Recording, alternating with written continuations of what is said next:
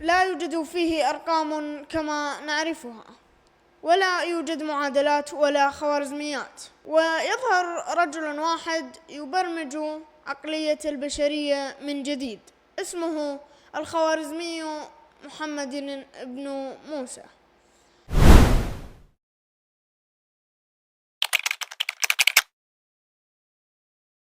الخوارزمي هو السبب في أنك اليوم تقول كلمة algorithm. هذه الكلمة مأخوذة من اسمه حرفيا، واسمع الجملة التي قالها وركز: ألفت كتابا قريبا لينتفع به الناس في مواريثهم وإنجازاتهم وأنفسهم.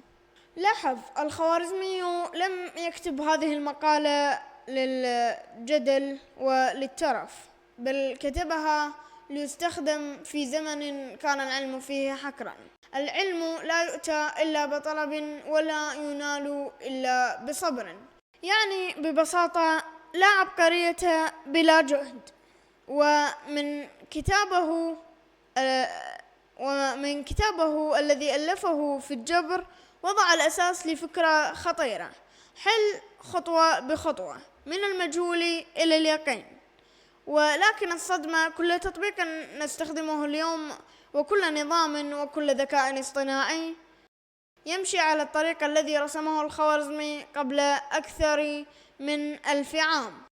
رجل واحد وفكرة واحدة غيرت العالم.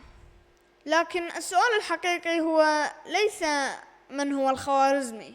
السؤال الحقيقي: هل تستخدم عقلك اليوم بنفس الجدية التي كان يستخدمها هو؟ وهنا نكون وصلنا إلى نهاية الفيديو. وإذا أعجبتك القصة فلا تنسى زر اللايك والاشتراك وتفعيل زر الجرس ليصلك كل جديد.